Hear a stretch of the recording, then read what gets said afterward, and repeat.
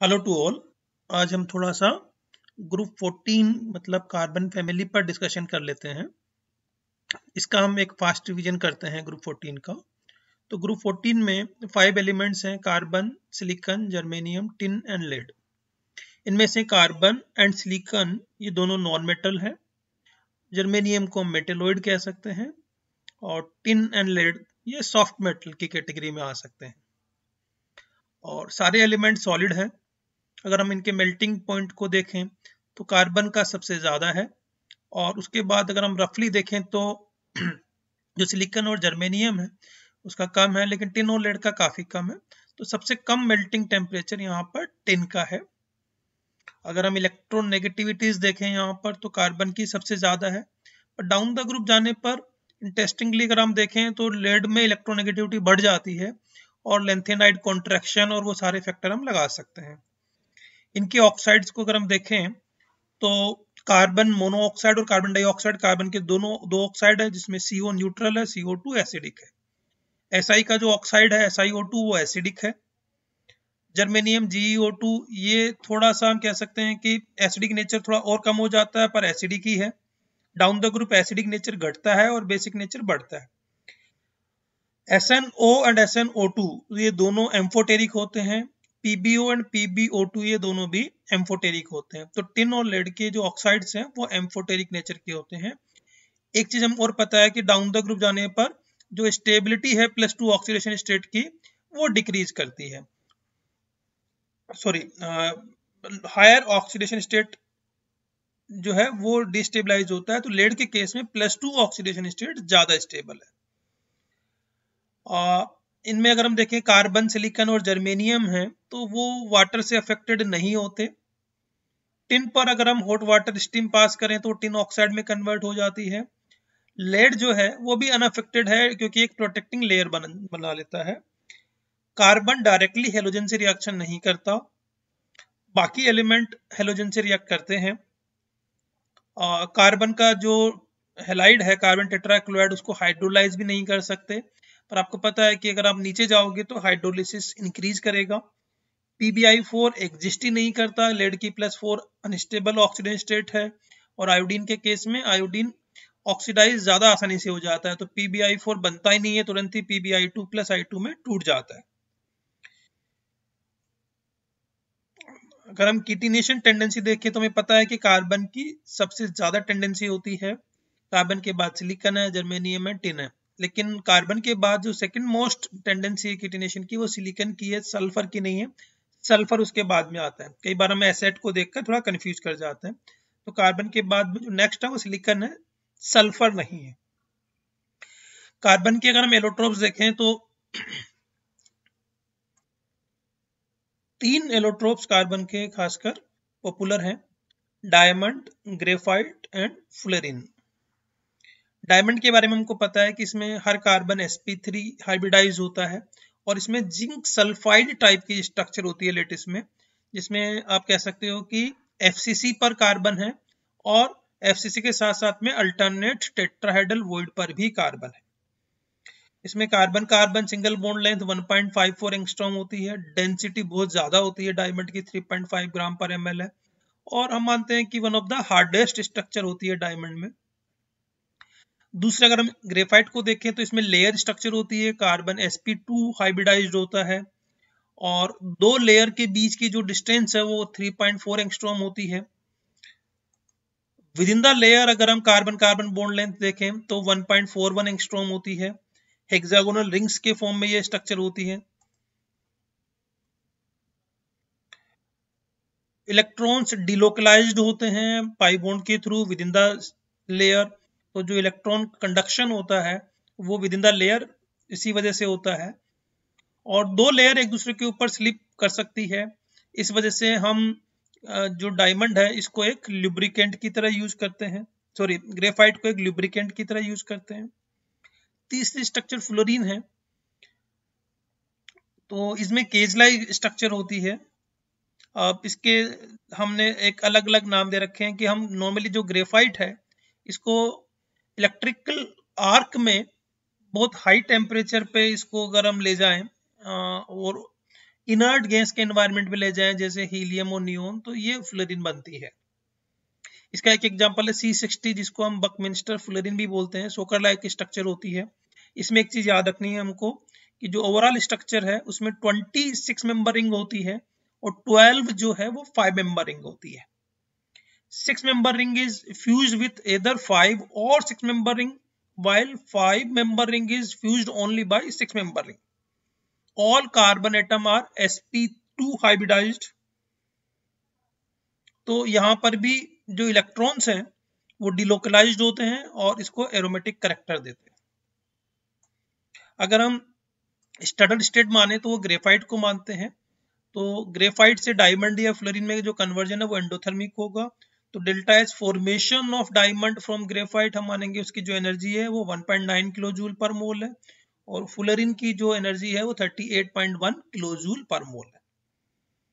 Diamond is unaffected by fluorine but graphite react with fluorine to give a polymer structure like CF4N। एक important reaction आपको ये याद रखनी है कि ग्रेफाइट जो है अगर इसको कॉन्क HNO3 के साथ में हीट किया जाए तो एक इस तरह का एसिड मिलता है, इसको हम मेलिटिक एसिड भी बोलते हैं। 6 कार्बोक्सिलिक ग्रुप बेंजीन रिंग पे है। डायमंड ये रिएक्शन नहीं करता। अच्छा, कार्बन को अगर हम कॉन्क H2SO4 के साथ रिएक्शन कराएं, बेसिकली आप कह सकते हो कि चारकोल और पाउडरी कार्बन अगर हम यूज करें तो हॉट एंड कंसंट्रेटेड H2SO4 के साथ में ही ऑक्सीडाइज होकर CO2 बनाएगा और H2SO4 रिड्यूस होकर SO2 बनाएगा। इसका एक सोल्ट होता है फ्लोरीन का जिसको K3C60 बोलते हैं। तो ये एक मेटेलिक कंडक्टर के फॉर्म में एक्ट कर सकता है। इसमें FCC स्ट्रक्चर होती है तो C63- जो यूनिट्स होती है वो FCC होती है और जो K+ है वो सारे ऑक्टाहेड्रल एंड टेट्राहेड्रल वॉइड्स पर होता है, इसीलिए इसका रेशियो K3C60 इस तरह से बनता है। Silicon and germanium do not react with acids. Silicon can react with NaOH to give sodium silicate. Lead and tin can react with dilute HNO3. Lead can form PbCl2 with dilute HCl, but with conc HCl it forms a protecting layer, इसलिए मानते हैं वहां पर reaction आसानी से नहीं होती है। एक कार्बन 14 का हमको कार्बन डेटिंग मेथड में इसका यूज करते हैं तो इसका हाफ लाइफ रफली इतना होता है 5700 ईयर्स, वो याद रखना है।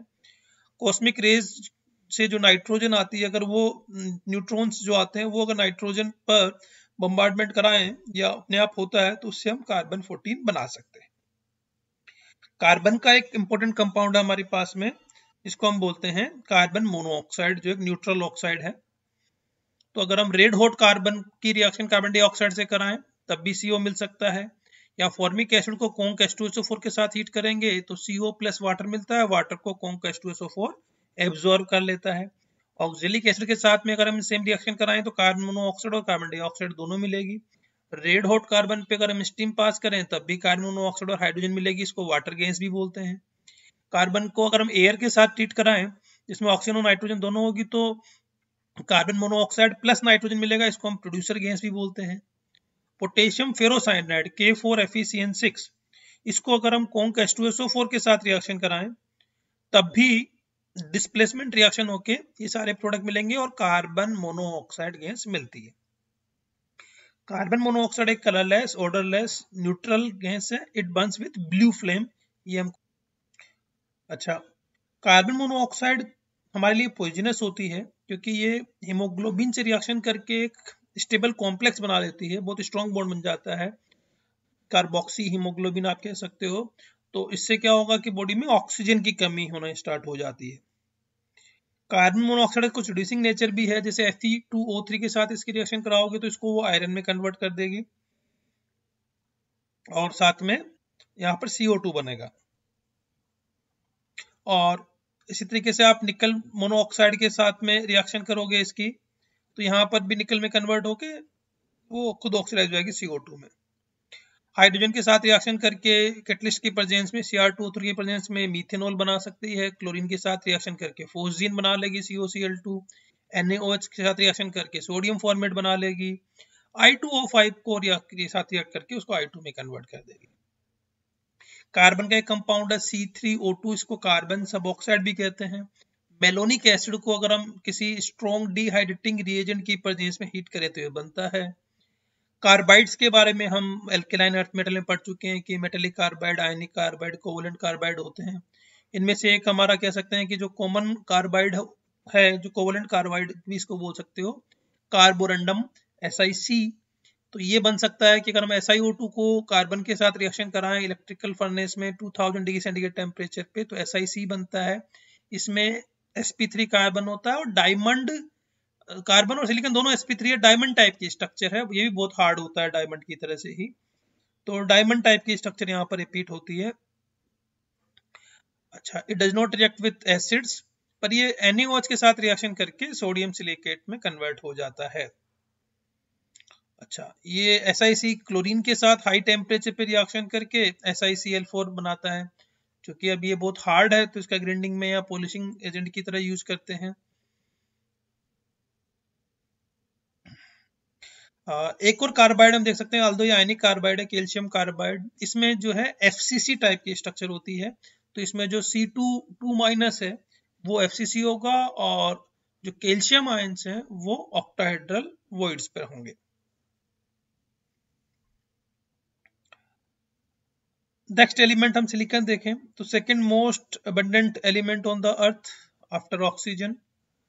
इट हैज डायमंड लेटिस, और अगर हम सिलिकॉन सिलिकॉन डिस्टेंस देखें तो काफी ज्यादा है, तो कार्बन से ज्यादा वोलेटाइल है। एक सेमीकंडक्टर की तरह से एक्ट करता है, और सेमीकंडक्टर में टेम्परेचर बढ़ाने पर कंडक्टेंस बढ़ता है, तो वो थोड़ा सा ध्यान रखना है। इसको प्रिपेयर कर सकते हैं हम SiO2 को कार्बन के साथ इलेक्ट्रिकल फर्नेस करवाएं तो Si plus CO2 बन सकता है। In the crystalline form it is very less reactive with O2 H2O above 50 degree centigrade. It reacts with oxygen and nitrogen to give SiO2, silicon nitride ETC। NaOH के साथ reaction करके ये किस तरह का यूनिट बनाएगा, सिलिकेट यूनिट बनाएगा। ठीक नहीं है। सोडियम कार्बोनेट को अगर सिलिकॉन के साथ रिएक्शन कराएं तो सोडियम सिलिकेट बन सकता है। सिलिकॉन की अगर हम HF के साथ रिएक्शन कराएं तो इस तरह से एक एसिडिक कॉम्प्लेक्स बन सकता है। Si की रिएक्शन क्लोरीन के साथ कराएं तो SiCl4 बन सकता है। सिलिकॉन का एक इंपॉर्टेंट कंपाउंड इसको बोलते हैं सिलिकॉन, ऑन कीटोन से रिलेटेड हो गया। तो इसमें जैसे नॉर्मली ऑर्गेनिक कीटोन की जो प्रिपरेशन है उसी तरीके से इसका देख सकते हैं कि अगर हम R2SiCl2 देखें तो R2SiOH बनेगा, लेकिन चूंकि Si डबल बॉन्ड हो स्टेबल नहीं होता तो ये पॉलीमराइज स्ट्रक्चर में कन्वर्ट हो जाता है। इस तरीके से एक लीनियर पॉलीमर बनेगा जहां पर Si जो है sp3 हाइब्रिडाइज्ड है। ये लीनियर के साथ साथ ये साइक्लिक भी बना सकता है। तो R2SiCl2 टाइप के जो मॉलिक्यूल है वो लीनियर या साइक्लिक सिलिकॉन बना सकते हैं। अच्छा, इनका जो एंड पॉइंट है इसको अगर आपको क्लोज करना है तो हम R2SiCl2 के साथ साथ में R3SiCl ये मिक्स कर सकते हैं। तो एक कॉर्नर वहां पर और जो फ्री वैलेंसी थी उसकी जगह R आ जाएगा। तो इस तरीके से रिएक्शन को फिनिश करने के लिए हम R3SiCl मिक्स कर सकते हैं। तो चेन स्टॉपिंग यूनिट हो गई है। लेकिन अगर हम RSiCl3 लें तो यहाँ पर 3 फ्री वैलेंसीज आ जाएंगी ऑक्सीजन के साथ में, तो जो पॉलीमर बनेगा फिर उसको हम क्रोस्ड लिंक पॉलीमर बोलेंगे। तो क्रॉस लिंक्ड पॉलीमर हम बना सकते हैं यूजिंग RSiCl3। इस तरह के जो सिलिकॉन्स होते हैं वो इलेक्ट्रिकल इंसुलेटर होते हैं, वाटर रिपेलेंट होते हैं, तो सरफेस कवर की तरह इनका यूज करते हैं। जैसे कार पर हम पॉलिश कराने के लिए इसका यूज कर सकते हैं, एंटी फोम एजेंट की तरह इसका फोम यूज कर सकते हैं, लुब्रिकेंट इन गियर बॉक्सेज में इनका यूज कर सकते हैं। सिलिकॉन का एक कंपाउंड है सिलिका, जिसको क्वार्ट्ज भी बोल सकते हैं, सैंड भी बोल सकते हैं। तो इसमें इनर्ट होती है केमिकली काफी। तो SiO2 only reacts with HF and molten NaOH। तो HF के साथ रिएक्शन के जैसे ऊपर हम देख रहे थे वैसे ही एसिडिक फॉर्म में कन्वर्ट हो जाएगी कॉम्प्लेक्स बना के इस तरीके से। और तभी हम ये भी बोलते हैं कि HF को हम सिलिका के कंटेनर्स में नहीं रखते हैं। SiO2 अगर इसको NaOH के साथ रिएक्शन कराएंगे तो सोडियम सिलिकेट बनेगा।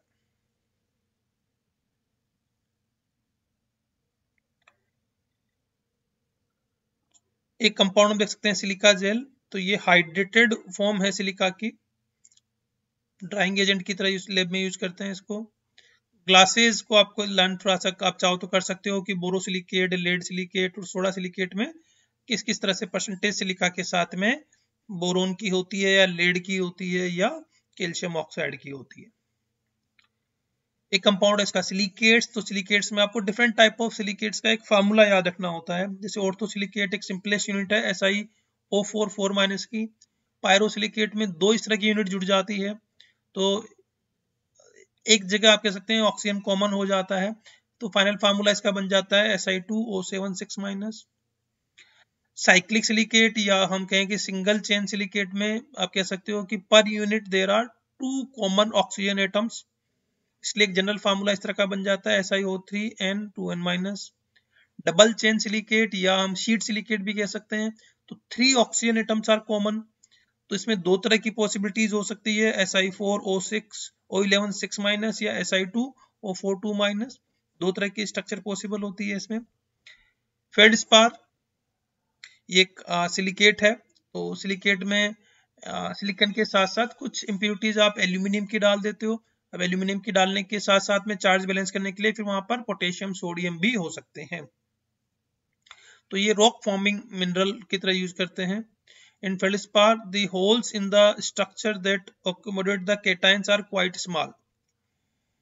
In zeolite, the cavities are much larger, and the larger molecule like H2O, CO2, methanol, and hydrocarbon can accommodate. एक कंपाउंड हम देख सकते हैं यहाँ पर इसी ग्रुप में टिन, और हमको पता है कि टिन के दो तरह के एलोट्रोप होते हैं, alpha tin and beta tin. Below 13.2 degree centigrade जो बीटा टिन है वो अल्फा टिन में कन्वर्ट हो जाता है। जो बीटा टिन है व्हाइट कलर का होता है, क्रिस्टलाइन फॉर्म है। अल्फा टिन जो है वो ग्रे कलर का होता है और ये एमोर्फस फॉर्म है। तो व्हाइट टिन जो है जैसे ही टेम्परेचर कम होगा 13.2 डिग्री से, वैसे ही वो ग्रीन और पाउडरी फॉर्म में कन्वर्ट हो जाता है। तो इसको एक म्यूजियम डिजीज के नाम से भी जाना जाता है कि जब टेम्परेचर बहुत कम होता है, तो एक पुरानी हिस्ट्री है कि म्यूजियम में जो है टिन के वहां पर आप कह सकते हैं स्पेसिमेन थे, तो वहां पर टेम्परेचर कम होने पर वो सारे स्पेसिमेन डिस्ट्रॉय हो गए। या नेपोलियन की एक जो फाइट है उसको भी इसको जाना जाता है कि वहां पर जो आप कह सकते हैं यूटेंसिल्स थे या कोट के बटन्स थे वो टिन के थे, और जब टेम्परेचर कम हुआ वहां पर तो वो सारे डिस्ट्रॉय हो गए, तो उस वजह से वहां पर वो समझ नहीं पाए उस वक्त और वॉर हार गए। हम ये डिस्कस कर चुके हैं कि SNO is amphoteric dark grey और ब्लैक ऑक्साइड है, टिन ऑक्साइड जो है इनसॉल्युबल इन वाटर, पर क्योंकि इसमें एम्फोटेरिक नेचर है इसलिए वो NaOH वगैरह में सॉल्युबल होगा। टिन को अगर हम कोल्ड एंड डाइल्यूट HNO3 से रिएक्शन कराएं तो अमोनियम नाइट्रेट बनता है। ये थोड़ा सा याद रखना है कि ये जो HNO3 में जो नाइट्रेट है मतलब +5 ऑक्सीजन स्टेट है, ये -3 में अमोनियम आयन तक चली जाती है कोल्ड एंड डाइल्यूट यूज करने पर। और कंसंट्रेटेड HNO3 की अगर हम टिन के साथ रिएक्शन कराएं तो NO2 तक जाती है, तो ये एक इंपॉर्टेंट रिएक्शन है। अगर हम डाइल्यूट HCl के साथ रिएक्शन कराते हैं तो ये रिएक्शन होती है, आसानी से रिएक्शन हो जाती है, पर कंसंट्रेट के साथ ये रिएक्शन आसानी से नहीं हो पाती है क्योंकि प्रोटेक्टिंग लेयर बन जाती है। टिन को अगर हम H2SO4 के साथ रिएक्शन कराएं तो SnSO4 बन जाता है और H2 डिजोल्व वेरी स्लोली, तो रिएक्शन स्लो होती है, पर हॉट एंड कंसंट्रेटेड H2SO4 के साथ में रिएक्शन फास्ट होती है। SnO2 इसको कार्बन के साथ रिएक्शन कराएं तो टिन बन सकता है। टिन ऑक्सिलेट अगर हम इसको हीट करें तो अगेन टिन ऑक्साइड बनेगा, CO और CO2 मिलता है। एक रिएक्शन हम ये क्वालिटेटिव एनालिसिस से जानते हैं कि अगर हम SNS जो ब्राउन प्रेसिपिटेट होता है उसको अगर हम येलो अमोनियम सल्फाइड में डालें तो ये कॉम्प्लेक्स बना लेता है SnS3 2- जो सोल्यूबल होगा। लेकिन अगर इसको आप एसिडिक मीडियम में डाल दो, जैसे आप HCl में डाल दो इसको, तो ये एक येलो PPT में कन्वर्ट हो जाएगा SnH2 में और H2S गैस निकलेगी। सिमिलरली अगर हम SnH2 को देखें तो ये सल्फाइड के साथ भी कॉम्प्लेक्स बना लेता है और येलो अमोनियम सल्फाइड के साथ भी कॉम्प्लेक्स बना लेता है। दोनों ही केस में वो SnS3 2- बनाता है, उसको आगे ऊपर की तरह से रिएक्शन करा सकते हैं। टिन में कुछ रिड्यूसिंग नेचर कॉमन रिएक्शन ये भी हम क्वालिटेटिव एनालिसिस में देख चुके हैं कि अगर हम मर्क्यूरी क्लोराइड के साथ रिएक्शन कराएं तो पहले मर्क्यूरस क्लोराइड का व्हाइट PPT आता है और मर्क्यूरियस क्लोराइड के साथ में भी अगर हम टिन क्लोराइड की रिएक्शन कराएं तो मर्करी का ग्रे पीपीटी आ जाता है। फेरिक क्लोराइड को ये फेरस क्लोराइड में कन्वर्ट कर सकता है, क्यूप्रिक क्लोराइड को ये क्यूप्रस क्लोराइड में कन्वर्ट कर सकता है। तो ये सारी रिएक्शन हम टिन के लिए याद रखनी है। अगर हम लेड के कुछ कंपाउंड देखें तो लेड के अगर हम ऑक्साइड देखें तो 3 कॉमन है। पीबीओ जो येलो कलर का है, PbO2 ये डार्क ब्राउन है, और Pb3O4 बेसिकली वी से the combination of PbO plus PbO2 ये रेड कलर का होता है। PbO को अगर हम किसी ऑक्सीडाइजिंग रिएजेंट जैसे NaOCl के साथ हीट करें तो ये PbO2 में कन्वर्ट हो सकता है। या Pb3O4 को अगर हम HNO3 के साथ में रिएक्ट कराएं तो ये पार्शियली डिसॉल्व हो जाएगा। जो PbO वाला पार्ट है वो PbCl2 में या Pb नाइट्रेट में कन्वर्ट हो जाएगा, पर जो PbO2 है ये ब्राउन प्रेसिपिटेट के फॉर्म में बना रहेगा। PbO2 की कुछ रिएक्शन देखें, चूंकि अब ये बेसिक एम्फोटेरिक नेचर HCl के साथ रिएक्शन कराओगे आप इसकी, तो साथ साथ में एक स्ट्रॉन्ग ऑक्सीडाइजिंग रिएजेंट भी है एसिड बेस के साथ साथ में। तो पहले ये रेडॉक्स रिएक्शन हो जाएगी, PbCl2 बन गया और क्लोरीन निकल गई। PbO2 इतना स्ट्रॉन्ग ऑक्सीडाइजिंग रिएजेंट है कि ये MnO2 प्लस को जो है पर्पल कलर में परमैंगनेट में कन्वर्ट कर देगा। SO2 के साथ रिएक्शन करके लेड सल्फेट बना लेगा। PbO2 को अगर हम 450 डिग्री सेंटीग्रेड पर ऑक्सीजन के साथ में रिएक्ट कराएं तो Pb3O4 बनेगा। इसको हम फर्दर फिर से हीट करें तो वापस वही इसमें कन्वर्ट हो जाएगा Pb प्लस O2 में।